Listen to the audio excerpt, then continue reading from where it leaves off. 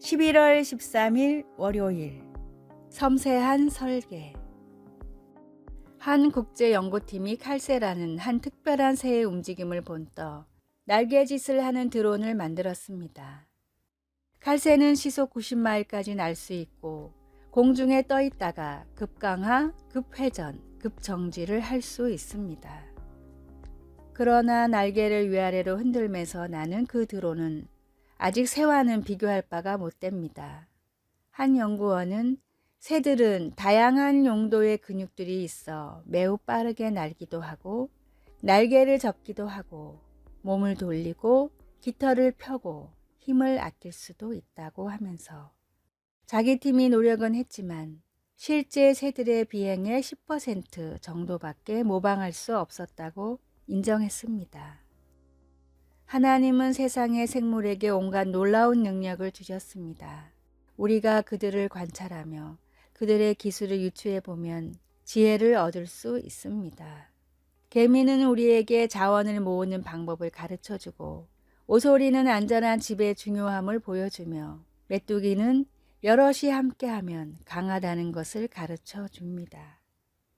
땅 위 하늘 창공으로 날아다니는 새를 창조하신 바로 그 하나님이 우리에게 우리의 사고력에 그분의 지혜를 결합할 수 있는 능력을 주셨습니다.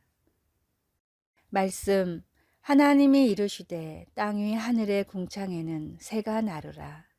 창세기 1장 20절. 찬송 65장 내 영혼아 찬양하라. 기도, 사랑하는 하나님 아버지, 하나님께서 지으신 것들을 생각할 때 하나님의 지혜에 눈을 뜨게 해 주소서. 예수님의 이름으로 기도드립니다. 아멘.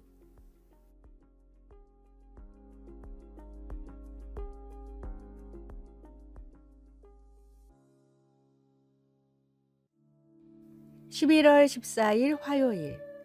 빛의 소중함. 러시아의 대문호 도스토옙스키는 40살에 빚쟁이에게 쫓기는 신세가 됐습니다. 훌륭한 작품을 쓸 수 있게 정신적으로 큰 도움을 준 큰형이 갑자기 세상을 떠났고 여기에 형이 남긴 빚까지 떠안아 하루아침에 도망자 신세가 됐습니다. 시골의 한 허름한 숙박시설에 몸을 숨긴 도스토옙스키는 방세가 밀려 쫓겨나기 일보 직전이었습니다. 이런 극한의 상황에서도 도스토옙스키는 펜을 놓지 않고 자신의 인생 역작인 죄와 벌을 써냈습니다. 가장 힘든 시절이던 이때에 도스토옙스키는 친구에게 심정을 토로하는 편지를 보냈습니다. 오늘 아침부터는 숙소에서 식사도 차도 주지 않아 사흘 동안 빵 한 조각 못 먹고 물만 먹고 있는 상황이라네.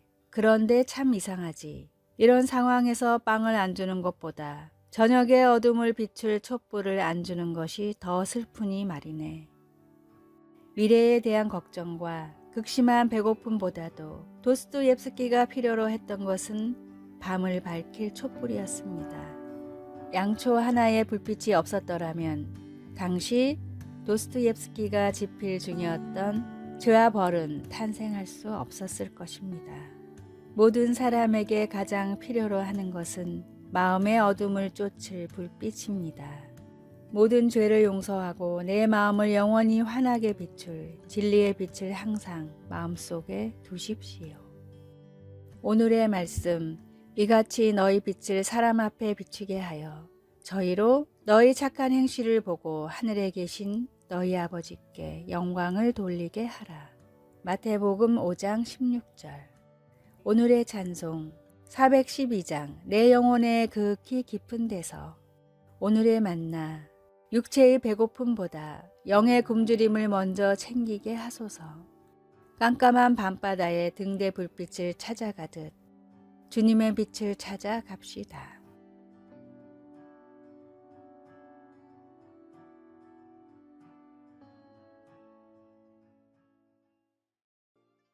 11월 15일 수요일. 눈에 띄지 않음. 할리우드 영화에는 현란한 고급 스포츠카를 타는 스파이들이 자주 등장합니다.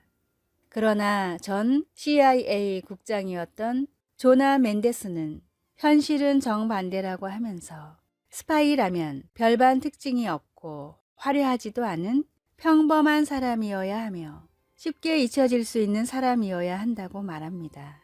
가장 정보원처럼 보이지 않는 사람이 최상의 정보원인 것입니다. 이스라엘 사람 2명이 여리고를 정탐했을 때 라합이 왕의 군사들로부터 그들을 숨겨주었습니다. 그녀는 가나안 사람이고 여성이며 기생이라는 3가지의 약점을 가지고 있었기 때문에 하나님이 절대로 첩자로 선택하지 않을 사람처럼 보였습니다. 하지만 라합은 너희의 하나님은 하늘에 계신 하나님이라고 하며 이스라엘 민족의 하나님을 믿기 시작했습니다. 그녀는 하나님의 정탐꾼들을 지붕 위에 3대 더미 밑에 숨겨 그들의 위험한 탈출을 도와주었습니다. 여호수아가 기생 라합과 그의 가족을 살려주므로 하나님께서 그녀의 믿음을 보상해 주셨습니다. 때때로 우리는 하나님께 쓰임받을 만한 사람이 못 된다고 느낄 때가 있습니다. 어쩌면 우리에게 육체적인 결합이 있거나 화려한 능력이 없어 지도자가 될 수 없다고 느끼거나 얼룩진 과거가 있을 수도 있습니다. 하나님은 우리와 같은 가장 미약한 자들에게도 거룩한 목적을 가지고 계시다는 것을 확신하십시오. 말씀.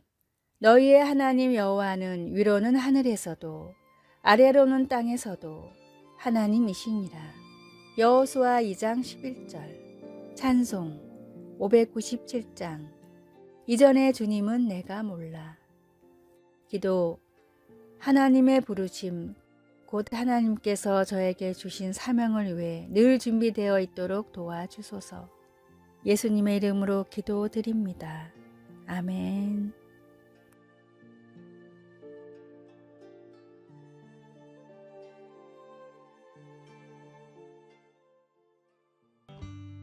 (11월 16일) 목요일. 의지할 준비. 양이 가축화되기 전의 조상인 사냥은 먹이 욕심이 매우 강한 동물입니다. 90도에 가까운 가파른 절벽 밑이라도 풀만 보인다면 주저없이 뛰어내립니다. 절벽을 거의 미끄러져 내려가는 사냥의 모습이 인터넷에 등장해 큰 이슈가 된 적도 있습니다.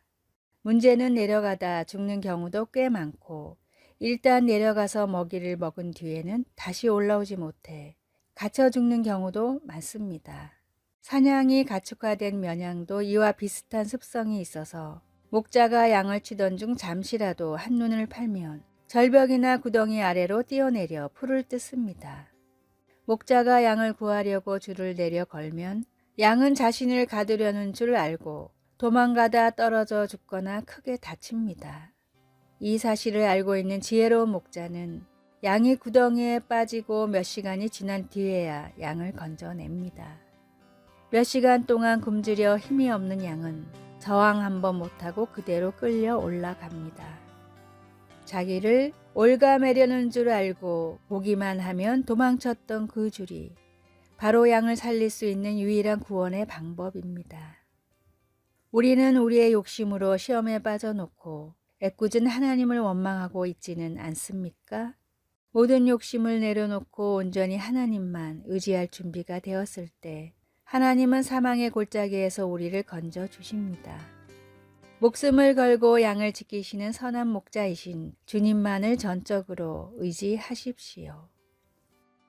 오늘의 말씀. 너는 마음을 다하여 여호와를 의뢰하고 내 명철을 의지하지 말라. 잠언 3장 5절. 오늘의 찬송 375장. 나는 갈 길 모르니. 오늘의 만나. 모든 욕심과 지식을 내려놓고 온전히 주님만 의지하게 하소서. 우리를 구원해 주신 선한 목자이시고 전능하신 주님만을 의지합시다.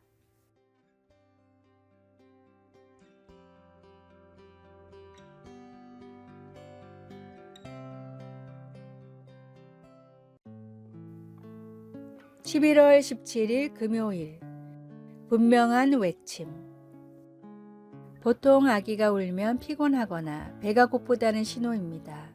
그런데 브라운 대학 의료진에 따르면 신생아의 울음소리의 미묘한 차이는 다른 문제들을 발견하는 중요한 단서를 제공하기도 합니다. 의사들은 아기의 중추신경계에 이상이 있는지 판단하기 위해 울음의 요소들인 높이, 크기, 소리의 선명성 등을 측정하는 컴퓨터 프로그램을 고안했습니다. 이사야는 하나님께서 그의 백성들의 분명한 외침을 들으시고 그들의 마음의 상태를 판단하시고 은혜로 응답하실 것이라고 예언했습니다. 그러나 유다 백성들은 하나님께 묻는 대신 하나님이 주신 예언을 무시하고 도움을 구하기 위해 이집트와 동맹을 맺었습니다. 그때 하나님은 유다 백성들에게 만약 계속 반항한다면 패배와 굴욕이 있을 것이라고 말씀하셨습니다. 그러나 한편으로 하나님은 그들에게 은혜를 베푸시고 그들을 긍휼히 여기시기를 원하셨습니다. 하나님의 백성들이 하나님께 부르짖는다면 그분은 그들의 죄를 용서하시고 그들의 영적인 힘과 활력을 새롭게 하실 것입니다. 이것은 오늘날 예수님을 믿는 사람들에게도 마찬가지입니다. 우리의 회개와 믿음의 분명한 부르짖음이 하나님 아버지의 귀에 닿을 때 하나님은 그 부르짖음을 들으셔서 우리를 용서하시고 하나님 안에서의 우리의 기쁨과 희망을 새롭게 하실 것입니다. 말씀, 내 부르짖는 소리로 말미암아 내게 은혜를 베푸시되. 이사야 30장 19절. 찬송 539장 너 예수께 조용히 나가. 기도, 하나님을 떠나 안정과 안정, 보호를 추구했던 것을 용서해 주소서. 하나님을 향한 사랑을 회복시켜 주소서. 아멘.